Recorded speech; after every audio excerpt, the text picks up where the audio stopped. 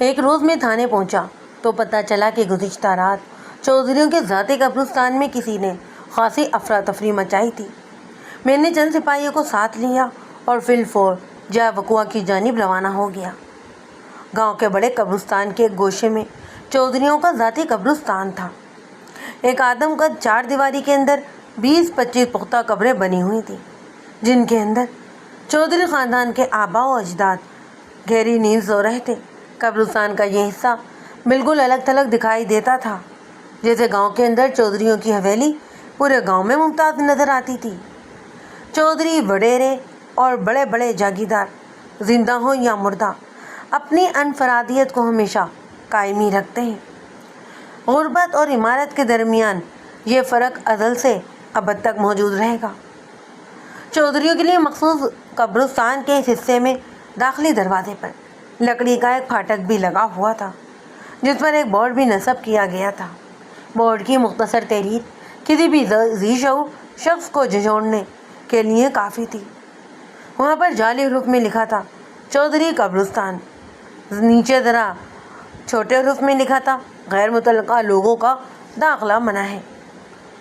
میں جب اس قبرستان میں داخل ہوا تو ایک قبر کے پاس 8-10 افراد کا جمگٹا لگا ہوا تھا۔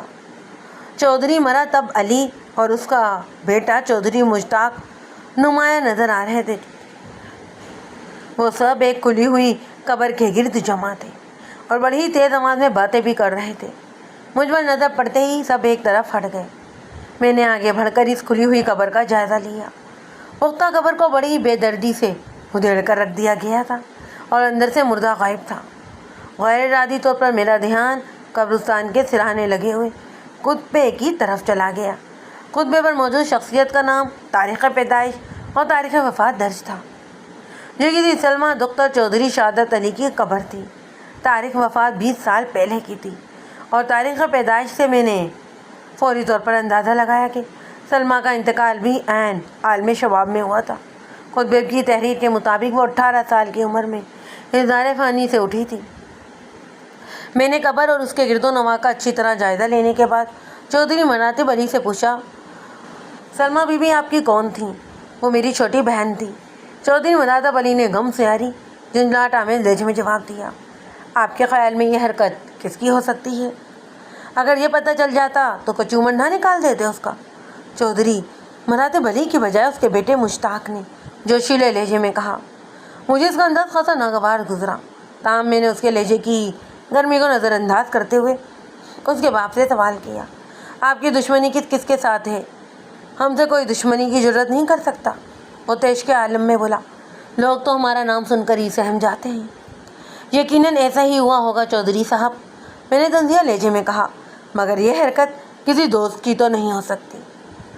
وہ میرے لہجے کے تیکھے پن کو محسوس کرنے کے بجائے الٹا مجھ پر چڑھ دوڑا، تھانے دار صاحب یہ سب کچھ آپ کی عملداری میں ہو رہا ہے۔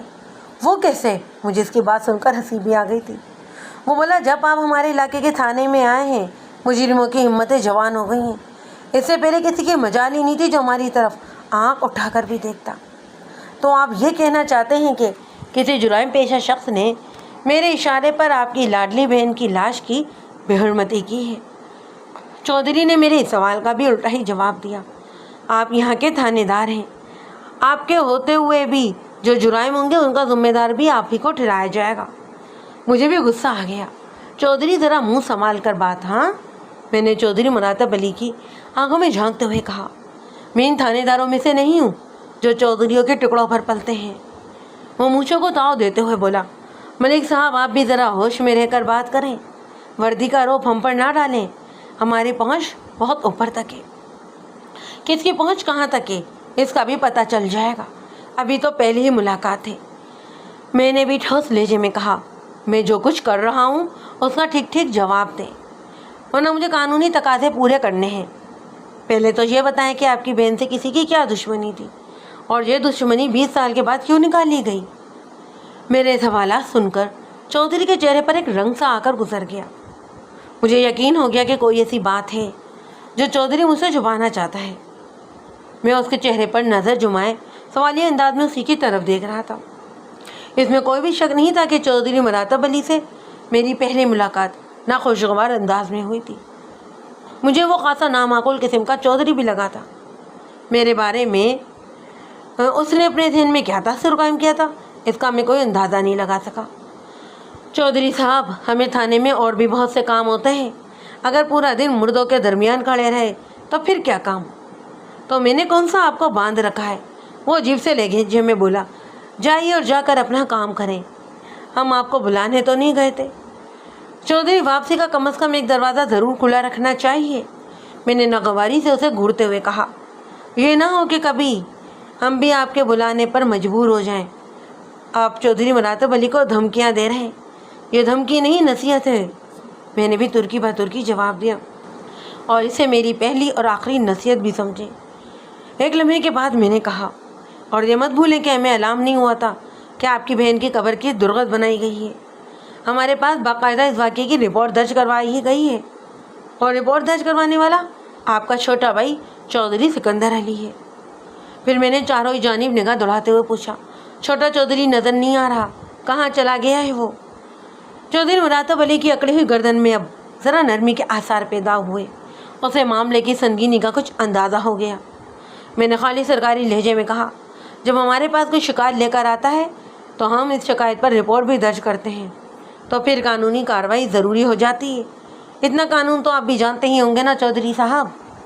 مجھے اس کے چہرے پر برہمی کے آثار نظر آنے لگے، اور مجھے یہ اندازہ لگانے میں ذرا بھی دقت محسوس نہیں ہوئی کہ یہ برہمی میرے لیے نہیں بلکہ چھوٹے چودھری سکندر علی کے لیے تھی، جس نے رپورٹ درج کروائی تھی۔ چودھری مراتب علی 45 سال کے لگ بھگ تھا۔ وہ خاصا صحت مند نظر آتا تھا۔ موسم سرما کی مناسبت سے اس نے بے داغ گرم شلوار قمیض کے اوپر نفیس قسم کی سیاہ شیروانی زیب تن کر رکھی تھی، جس کے تمام ہی بٹن لگے ہوئے تھے۔ پاؤں میں توسے دار دیسی خصہ اور سر پر کلف لگی پگڑی، اس کے کندھے پر پستول بھی لٹک رہا تھا۔ مجموعی طور پر وہ باروب شخصیت کا مالک تھا۔ چودھری کو خاموش پا کر میں نے پوچھا، ٹھیک ہے، آپ قانون سے تعاون کو تیار نہیں ہے تو پھر میں چودھری سکندر سے ہی بات کر لیتا ہوں، وہ ہے کہاں؟ میں نے دوسری بار یہ محسوس کی کہ چھوٹے چودھری کے ذکر پر چودھری مراتب علی کے چہرے پر ناگوار تاثرات ابھر کر آ گئے تھے۔ لگتا تھا جیسے دونوں بھائیوں کے درمیان کوئی سرد جنگ جاری ہو۔ میں نے دوبارہ سکندر علی کا تذکرہ کیا تو بڑا چودھری جلدی سے بولا، آپ سکندر ملک کو چھوڑیں جناب، جو پوچھنا ہے مجھ سے ہی پوچھ لیں۔ ایک لمحے کو رک کر اس نے کہا، بلکہ ادھر حویلی میں چلیں، آرام سے بیٹھ کر بات کرتے ہیں۔ مجھے اس کے بدلے ہوئے رویے پر حیرت ہوئی، تاہم میں نے اپنی حیرت کا اظہار نہیں ہونے دیا۔ ایک بات کا تو مجھے پکا یقین ہو گیا تھا کہ دال میں ضرور کچھ کالا ہے۔ میں نے کہا، آرام سے بیٹھنے کا تکلف نہ کریں اور یہ بتائیں کہ شک کس کو پر ہے آپ کو؟ میرا شک تو کھارا ڈاکو پر جاتا ہے، چودھری نے کہا۔ میں نے کھارا ڈاکو کا نام سن رکھا تھا، کچھ عرصے سے اس کا خاصا چرچا بھی ہونے لگا تھا، تاہم میں اس کے بارے میں کچھ زیادہ تفصیلات نہیں جانتا تھا۔ کھارا ڈاکو؟ اس کی آپ سے کیا دشمنی ہے؟ میں نے پوچھا۔ یہ ایک لمبی کہانی ہے، چودھری نے طویل سانس لیتے ہوئے کہا۔ کبھی فرصت میں سناؤں گا، مجھے تو فرصت ہی فرصت ہے جناب، آپ ابھی ہی سنا دیں۔ اس کے چہرے پر الجھن کے آثار نمودار ہوئے۔ اسی لیے تو میں حویلی چلنے کا کہہ رہا تھا، اس نے نرم لہجے میں کہا۔ یہ ساری باتیں یہاں کھڑے کھڑے نہیں ہو سکتی۔ ٹھیک ہے، میں نے بھی کچھ سوچتے ہوئے کہا، آپ حویلی پہنچیں، میں ضروری کارروائی نپٹانے کے بعد آتا ہوں۔ میں نے دانستہ یہ بات کہی تھی، ورنہ اب میرا قبرستان میں کوئی کام نہیں رہا تھا۔ چودھری سے گرمی نرمی کے دوران میں اپنا کام بھی کرتا جا رہا تھا۔ دراصل میں یہ چاہتا تھا کہ چودھری کی رام کہانی سننے سے پہلے گاؤں میں گھوم پھر کر کچھ لوگوں سے اس کے بارے میں معلومات بھی حاصل کر لوں، تاکہ سچ اور جھوٹ کا اندازہ ہو سکے۔ کھارا ڈاکو کچھ عرصہ پہلے 20 سال کی سزا کاٹ رہا تھا۔ اس کی ذات سے میری دلچسپی ایک قدرتی بات تھی۔ چودھری کے جانے کے بعد میں نے ایک سپاہی کو روک کر باقی سب کو واپس تھانے بھیج دیا۔ موقع کی ضروری کارروائی مکمل کرنے کے بعد میں نے اپنے کام کا آغاز کیا۔ قبرستان کے غور کر مختلف لوگوں اور چودھریوں کی حویلی سے مجھے کھارا ڈاکو کے بارے میں جو معلومات حاصل ہوئیں، انہیں میں بڑے ہی مختصر کر کے آپ کی خدمت میں پیش کر دیتا ہوں، تاکہ آپ اس واقعے کے پس منظر سے پوری طرح آگاہ ہو سکیں۔ چودھری شہادت نے بڑی ہی رنگین اور سنگین زندگی گزاری۔ اس کی بیوی زلیخا اس کے تمام کرتوتوں سے واقف تھی۔ شروع میں تو اس نے روک ٹوک کی، پھر یہ روک ٹوک سمجھانے میں بدل گئی اور آخرکار دم ہی توڑ گئی۔ اب اس نے مکمل خاموشی اختیار کر لی تھی۔ وہ دل میں کڑتی رہتی، مگر اس کی حالت زارہ نے چودھری شہادت علی کی مصروفیات پر کوئی بھی خاص اثر نہ ڈالا۔ اس کی سرگرمیاں جاری رہیں۔ وہ بڑے ہی روب داب والا چودھری تھا اور خاصا شوقین مزاج بھی۔ لائل پور کا گولڈ بازار اور لاہور کے ڈی بی اور گمٹی بازار اس کے مخصوص ٹھکانے تھے۔ بڑی بڑی ناکائیں اس کی آمد کے منتظر رہتی۔ شادی شدہ ایک گلاس مال اس کے لیے بچا کر رکھا جاتا تھا۔ یہ اس زمانے کا ذکر ہے جب طوائفوں کو پیشہ کرنے کے لیے گورنمنٹ باقاعدہ لائسنس جاری کرتی تھی۔ اس سلسلے میں پولیس کے اختیارات بھی محدود تھے۔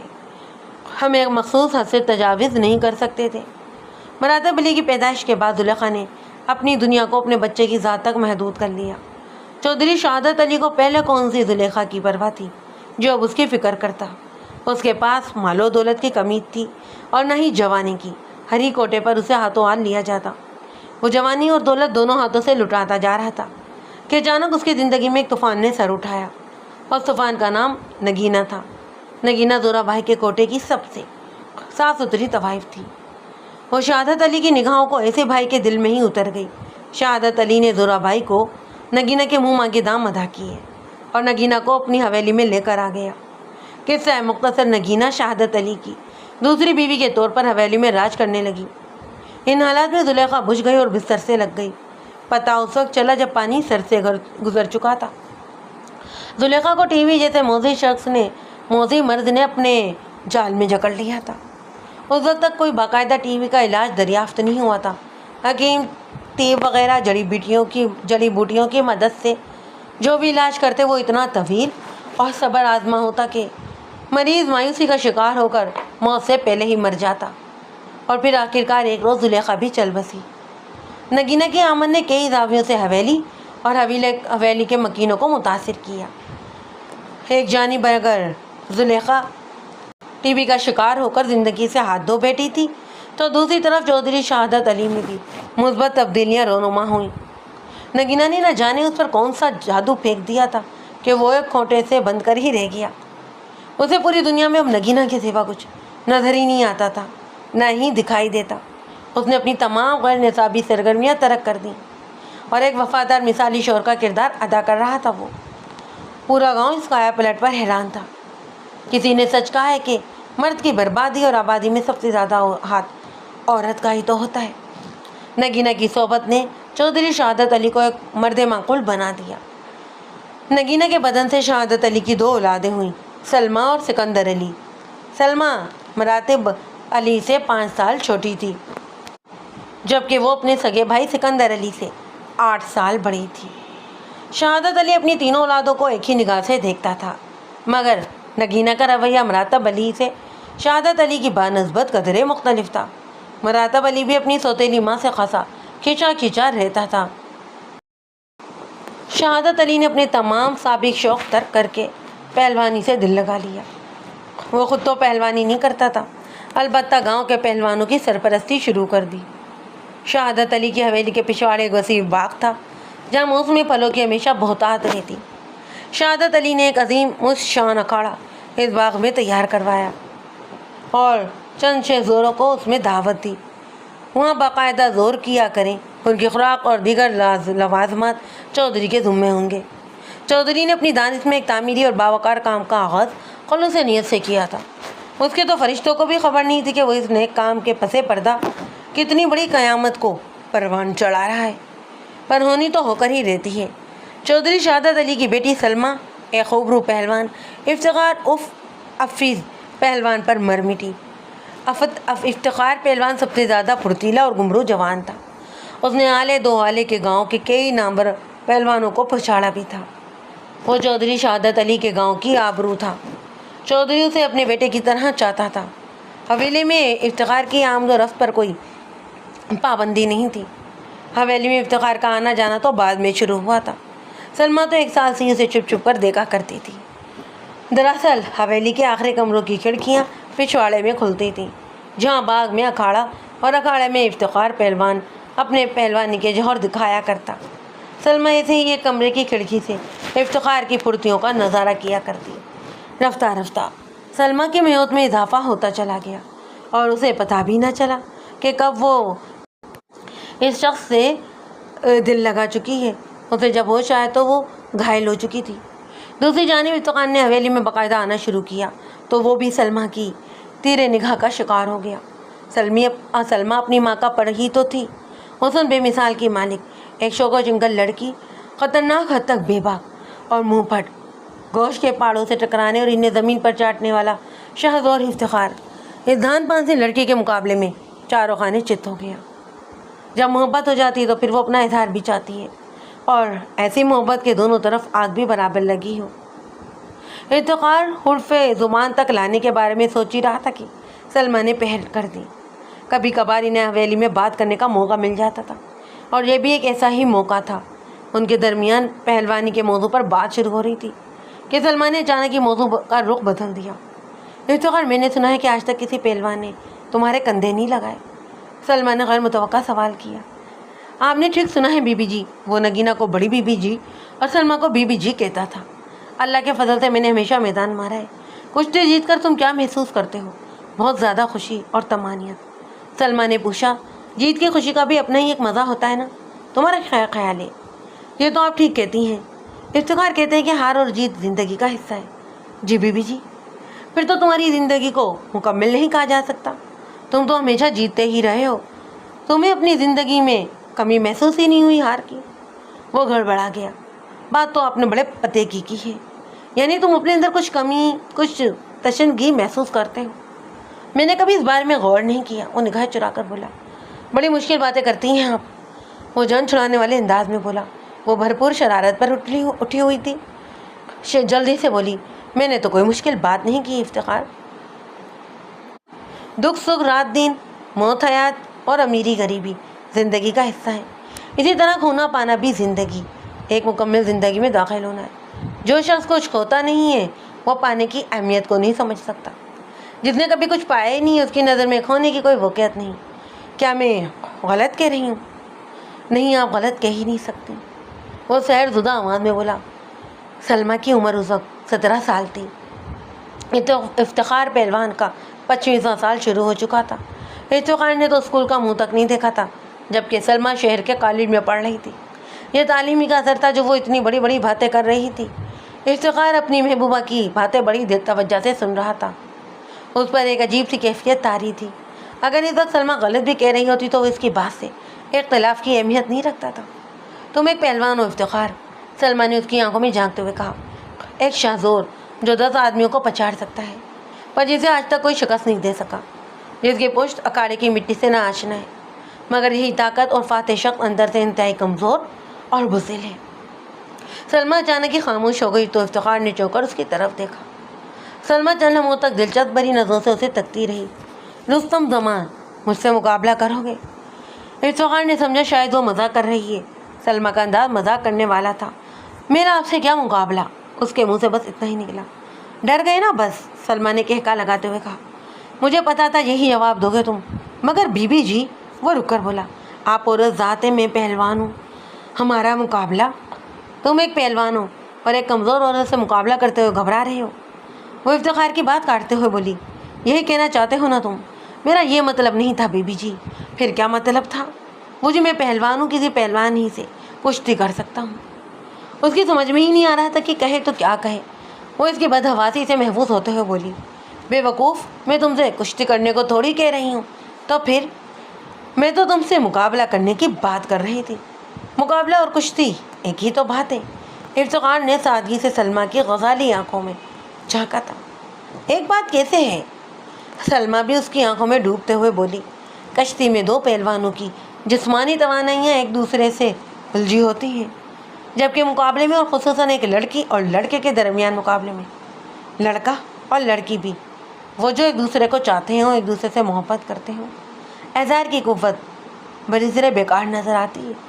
وہ دل سوچتا ہے اور سوچ کر ہی رہ جاتا ہے، چاہے وہ جسمانی طور پر کتنا ہی مضبوط اور توانا کیوں نہ ہو، جیسا کہ تم ہو۔ اس کے مقابلے میں مد مقابل چاہے کتنا ہی کمزور اور نرم و نازک کیوں نہ ہو، اگر وہ بزدل نہیں ہے تو دل کی بات کہتے ہوئے ذرا بھی نہیں جھجکتا۔ جو بھی کہتا ہے بے دھڑک کے ڈالتا ہے، جیسے میں کہہ رہی ہوں، مجھے تم سے محبت ہے، بہت شدید محبت ہے افتخار، میں بھی تمہارے بغیر زندہ نہیں رہ سکتا۔ پہاڑ جیسے جسم میں سے کمزور سی آواز نکلی، تاہم اس آواز کی شیرنی سے ظاہر ہوتا تھا کہ وہ محبت کے سمندر کی تہ سے اٹھی ہے اور چاہت کی لہروں پر سفر کرتی ہوئی اپنے مطلوب کی سماع کانوں سے ٹکرائی ہے۔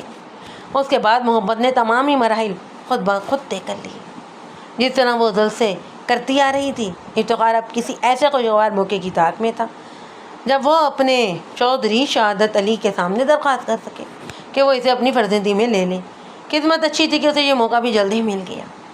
2 مہینے بعد لاہور پارک میں ایک عظیم الشان دنگل کا انعقاد ہوا، جس میں ملتان، شورو کوٹ، پیر میل، چک جھمرا، ٹوبہ ٹیک سنگھ، سمندری، شاہ کوٹ، لائل پور اور دیگر اضلاع کے نامی گرامی پہلوانوں کو کشتی کی دعوت دے دی گئی تھی۔ لائل پور کے پہلوانوں میں افتخار پہلوان کا نام نمایاں تھا۔ وہ بڑی جوڑ کا پہلوان تھا۔ اس کی کشتی ملتان کے خاندانی پہلوان کے ساتھ طے ہوئی تھی۔ افتخار کے لیے یہ کشتی بڑی اہمیت رکھتی تھی۔ چودھری شہادت علی نے وعدہ کیا تھا کہ اگر اس نے ملتان کے پہلوان کو گرایا تو وہ مجھ سے منہ مانگا انعام دے گا۔ افتخار کے لیے سلمہ اس سے بڑا اور کیا انعام ہو سکتا تھا۔ اس نے اس کشتی کی تیاری میں دن رات ایک کر دی ہے۔ اس کی لگن سچی تھی اور جیت کی صورت میں اسے اپنا مقصد حیات حاصل ہونے کی بھی امید تھی، اس لیے اس کی دن رات کی محنت رنگ لائی۔ اس نے ملتانی پہلوان کو 3 منٹ کے اندر زمین بوس کر دیا۔ اس کامیابی پر افتخار اور سلمہ کی خوشی کا کوئی ٹھکانہ نہیں تھا۔ افتخار کی خوشی میں پورے گاؤں میں چراغاں کیا گیا اور 3 روز تک خوب جشن بنایا گیا۔ اس ہنگامہ کا مصروفیت سے ذرا فرصت ملی تو افتخار نے چودھری کو اس کا وعدہ یاد دلایا۔ چودھری شہادت علی نے شفقت کانہ لہجے میں کہا، مجھے چنگی طرح یاد ہے پتر، بول کیا انعام دیا جائے تجھے؟ چودھری صاحب، چھوٹا منہ اور بڑی بات۔ افتخار نے اظہار مدعا کرنا چاہا لیکن اس کی زبان لڑکھڑا رہی تھی۔ چودھری نے اس کی حوصلہ افزائی کرتے ہوئے کہا، ہاں ہاں بولو، جو تمہارے دل میں ہے کہہ ڈالو۔ وہ جی وہ۔ اس کے بعد افتخار کی ہمت جواب دے گئی۔ یہ شاید چودھری شہادت علی کی دبنگ شخصیت کا اثر تھا یا پھر افتخار کی روایتی غلامانہ ذہنیت کا کوئی کمزور پہلو۔ بہرحال وہ چودھری کے مقابلے میں کمتر حیثیت کا مالک تھا، بلکہ وہ تو دوسرے لوگوں کی طرح چودھری کی رعایا میں شامل بھی تھا۔ چودھری نے گھور کر اسے دیکھا اور پوچھا، کیا تم کوئی ایسی چیز مانگنے والے ہو جو دینا ہمارے اختیار میں نہ ہو؟ نہیں جی، ایسی بات تو نہیں۔ پھر کیا بات ہے؟ مجھے ڈر ہے کہ کہیں آپ خفا نہ ہو جائیں۔ اوے عقل کے اندھے، بے خوف کیوں خفا ہوں گا؟ چودھری نے سرد جامع لہجے میں کہا، مگر اس کے چہرے کے تاثرات بتا رہے تھے کہ افتخار کا انداز اور گفتگو سے کسی شک و شبہ میں مبتلا کر چکا تھا۔ وہ ایک جہاں دیدہ سرد و گرم رہنے والا شخص تھا۔ سمجھ گیا کہ کوئی گڑبڑ ضرور ہے۔ اس نے مختلف انداز میں کہا، میں نے ہمیشہ تمہیں اپنے بیٹوں کی طرح سمجھا ہے۔ تم اتنے پریشان کیوں ہو رہے ہو؟ مانگو، کیا مانگنا چاہتے ہو؟ میں آپ سے آپ کی عزیز ترین شے مانگنا چاہتا ہوں۔ اوئے کیا پہلیاں ڈال رہے ہو؟ اس بار چودھری کے لہجے میں غصے کی بھی آمیزش تھی۔ سیدھی طرح بات کیوں نہیں کرتے؟ افتخار نے کہا، میں بی بی جی سے شادی کرنا چاہتا ہوں۔ کیا؟ چودھری نے اس طرح منہ کھول کر کہا جسے کسی نے اسے ڈنک مار دیا ہو، پر افتخار ہمت پکڑ چکا تھا۔ چودھری سے نظریں چار کرتے ہوئے بولا، ہم دونوں ہی ایک دوسرے سے محبت کرتے ہیں، آپ چاہیں تو بی بی جی سے پوچھ لیں۔ تمہاری یہ ہمت؟ چودھری شہادت علی کے اندر روایتی چودھری نے جوش مارا، میں تمہاری زبان کھنچوا دوں گا۔ اگر تمہاری زبان پر سلمہ کا نام آیا تو کیسے آیا؟ تمہارا اور اس کا کیا جوڑ؟ احسان فراموش، جس تھیلی میں کھایا اسی میں شہد کر رہے ہو۔ آپ اپنے وعدے سے پھر رہے ہیں چودھری صاحب۔ افتخار نے چودھری کے غضب کی پرواہ کیے بغیر کہا، وعدہ خلافی آپ جیسے شخص کو زیب نہیں دیتی۔ چودھری کی انا کو ٹھیس پہنچی تو غم و غصے سے پھنکارنے لگا۔ اب اس کے سامنے منہ بولا بیٹا افتخار پہلوان نہیں بلکہ اس گاؤں کا ایک کمین کھڑا تھا۔ چودھری اپنی طاقت اور اختیار کے بل بوتے پر اگر چاہتا تو اس گاؤں کی آبرو افتخار پہلوان کی کھال بھی کھنچوا سکتا تھا۔ افتخار نے اس کی بیٹی سے شادی کی خواہش ظاہر کر کے اپنے تھی بہت بڑا جرم بھی کیا تھا، تاہم اس نے اپنے اندرونی غیظ و غضب کو کھوجتی ہوئی وضول میں قابو رکھتے ہوئے کہا، میں تم سے انعام دینے کا وعدہ کر چکا تھا، پر یہ نہیں کہا تھا کہ میری حویلی میں نقب لگاتے پھرو تم۔ میں نے کوئی چوری نہیں کی جناب، افتخار نے پورے اعتماد لہجے میں کہا، نہ ہی کوئی جرم کیا ہے، محبت کرنا کوئی جرم تو نہیں۔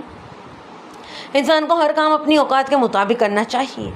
چودھری نے قدرے نرم لہجے میں افتخار کو سمجھانے کی کوشش کی۔ اسے احساس ہو گیا تھا کہ معاملہ اس کی اکلوتی لاڈلی بیٹی کا تھا اور افتخار کا دعویٰ تھا کہ سلمیٰ بھی اسے چاہتی تھی۔ اس لیے چودھری نے فیصلہ کیا کہ گھی کو پہلے سیدھی انگلی سے نکالنے کی کوشش کرنا چاہیے۔ اس نے مدبرانہ انداز میں کہا، محبت کرنا کوئی جرم نہیں، مگر انسان کو پہلے اپنے گریبان میں جھانک کر دیکھ لینا چاہیے کہ اس کی اوقات کیا ہے۔ چودھری صاحب، محبت گریبانوں میں نہیں جھانکتی، دلوں میں جھانکتی ہے، اور جب دل ایک ہو جائے نا تو پھر اوقات کی بھی کوئی اہمیت نہیں رہ جاتی۔ وہ کیا کہتے ہیں کہ عشق نہ پوچھے ذات پات، تمہارے عشق کی تو ایسی کی تیسی۔ چودھری نے غضیلی نظروں سے اسے گھورتے ہوئے کہا، میں مخمل میں ٹاٹ کا پیوند نہیں لگنے دوں گا۔ اگر مخمل کو کوئی اعتراض نہ ہو تو پھر آپ کیا کریں گے؟ وہ نادان ہی نہ سمجھے، میں سمجھاؤں گا اسے، اور ابھی تو میں اس سے بھی پوچھ تاچھ کروں گا۔ اگر تمہاری بات غلط نکلی نا تو یاد رکھو میں تمہاری کھال کھچا دوں گا۔ آپ ہر طریقے سے اپنی تصدیق کر لیں۔ اس وقت یہ ٹھنڈی گرم گفتگو ان دونوں کے درمیان ہو رہی تھی۔ کوئی تیسرا وہاں موجود نہیں تھا، اور نہ یہ ممکن تھا کہ کوئی بڑا ہنگامہ اس دن ضرور ہوتا۔ افتخار پہلوان کی زندگی کے لالے بھی پڑھ سکتے تھے۔ چودھری شہادت علی نہایت سمجھدار دانہ بینا شخص تھا۔ اس کا اصول یہ تھا کہ جو دشمن گڑھ سے مر جائے اسے زہر دینے کی حماقت نہیں کرنی چاہیے۔ چودھری کی نظر میں پہلوان سے نپٹنے کا طریقہ چودھری کے شاطر ذہن نے فوراً ہی سوچ لیا، اور ابھی تو اسے سلمیٰ کی بھی خبر گیری کرنا تھی۔ افتخار کو پورا بھروسہ تھا کہ سلمیٰ راہ محبت میں ثابت قدم رہے گی۔ وہ وہاں سے چلا آیا۔ دوسرے روز سے افتخار نے حویلی میں جانا چھوڑ دیا۔ بالفاظ دیگر اس پر حویلی کے دروازے بند کر دیے گئے۔ سب کو اس بات پر حیرت بھی تھی، مگر حقیقت حال سے صرف 3 ہی افراد واقف تھے، سلمیٰ، افتخار اور چودھری شہادت علی۔ یہ تینوں ہی اللہ کے بندے اپنی ضد میں اتنے پکے تھے کہ انہوں نے کسی چوتھے کو اپنے راز میں شریک بھی نہیں کیا۔ ملاقاتوں کا سلسلہ بند ہوا تو دونوں جانب لگی ہوئی آگ کے شعلے بھڑکنے لگے۔ وہ دونوں ہی اپنی اپنی جگہ مجبور تھے۔ ان کے اندرون میں دہکنے والی عشق کی آگ انہیں جلا کر ختم کر رہی تھی۔ آج تک کوئی نہ اس خوشبو کو مٹھی میں بند کر سکا ہے، اور نہ ہی محبت کا راستہ روک سکا ہے۔ جس طرح پانی اور ہوا اپنا راستہ خود بناتے ہیں اور اپنے راستے میں آنے والی ہر رکاوٹ کو بہا لے جاتے ہیں، اسی طرح محبت کا جذبہ بھی ملن کی راہ ہموار کر ہی لیتا ہے۔ سلمیٰ اور افتخار پہلوان بھی رات کی تاریکی میں اور کبھی دوپہر میں چوری چھپے حویلی کے عقبی باغ میں ملاقات کرنے لگے۔ عشق اور مشق تو ویسے بھی چھپائے نہیں چھپتے، سو ان کی چوری بھی پکڑی گئی۔ چودھری مراتب علی کو اپنی سوتیلی بہن کے کرتوت معلوم ہوئے تو وہ اور بگولا ہو گیا۔ وہ تو پہلے ہی نگینہ اور اس کی اولاد کو اپنے دل میں اناد رکھتا تھا، پھر افتخار کے ساتھ چودھری شہادت علی کا رویہ بھی اسے ایک آنکھ نہیں بھاتا تھا۔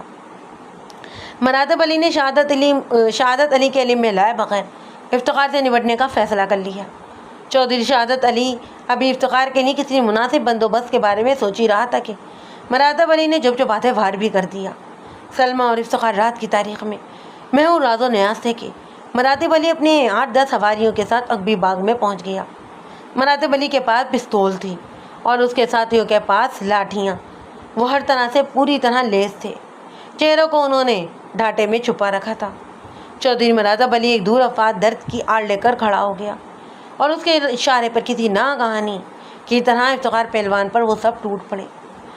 اس غیر متوقع آفت پر افتخار کو بوکھلا کر رکھ دیا، تاہم اس نے جلدی سے اپنی بوکھلاہٹ پر قابو بھی پا لیا اور آشکی کا لبادہ فل فور اتار پھینکا۔ اور وہ سراتاپا صرف و صرف ایک پہلوان تھا اور اس کے متقابل ہتھیار بند دشمن۔ پھر دیکھتے ہی دیکھتے وہ ایک ایک کو اٹھا کر پٹکنے لگا، کسی کو دھوپی پاٹ، کسی کو کینچی، کسی کو الٹی تو کسی کو سیدھی، کسی کو اندر والی تو کسی کو باہر والی، کسی کو گدھا لوٹ، اور وہ بجلی کی سرعت سے ایک ایک پہلوانی داؤ آزما رہا تھا۔ جلدی ہمراہ آوروں کے بھی چھکے چھوٹ گئے۔ اس مارا ماری کے دوران میں سلمیٰ ایک درخت کے پیچھے جا چھپی۔ پہلے تو اس کے دل میں خیال آیا کہ وہ بھاگ کر حویلی میں چلی جائے، مگر پھر اس کی غیرت نے یہ غارہ نہ کیا کہ محبوب کو اس مصیبت میں چھوڑ کر راہ افتخار اختیار کر لے۔ وہ وہیں رک کر پیار کے دشمنوں کی درگت بنتے ہوئے دیکھنے لگی۔ دوسری جانب مراتب علی کو جب اپنے ساتھیوں کی شکست صاف دکھائی دینے لگی تو وہ کھل کر سامنے آ گیا۔ اس کا پستول والا ہاتھ فضا میں بلند ہوا اور وہ افتخار کا نشانہ لینے لگا۔ افتخار کی پشت مراتب علی کی جانب تھی، اس لیے وہ نہ دیکھ سکا۔ ویسے بھی وہاں اس قدر تاریخی تھی کہ اتنے فاصلے سے افتخار اسے دیکھ بھی نہیں سکتا تھا۔ اب اس کو آپ اتفاق کہیے یا قدرت کی کوئی مصلیحت کہ سلمیٰ جس درخت کے پیچھے کھڑی تھی وہاں سے مراتب علی زیادہ دوری پر نہیں تھا۔ وہ بآسانی اسے اور پستول کو دیکھ رہی تھی اور سیکنڈ کے 1000ویں حصے میں اس نے سوتیلے بھائی کے ارادے کو بھی بھانپ لیا۔ وہ افتخار کا نام پکار کر تیزی سے اس کی جانب دوڑی اور اس کے آگے آ کر کھڑی ہو گئی۔ اس دوران میں مراتب علی فائر کے لیے ٹریگر بھی دبا چکا تھا۔ گولی پر کسی کا نام نہیں لکھا ہوتا، جو اس کے میراث سے میں آتا ہے اسی کا کام تمام کر دیتی ہے وہ تو۔ افتخار کی زندگی کا چراغ گل کرنے کے لیے چلائی جانے والی گولی نے سلمیٰ کو ہی ٹھنڈا ٹھار کر دیا۔ اس نے محبوب کی آنکھوں میں جھول کر زندگی کی آخری ہچکی لی اور ہمیشہ کے لیے آنکھیں بند کر لیں۔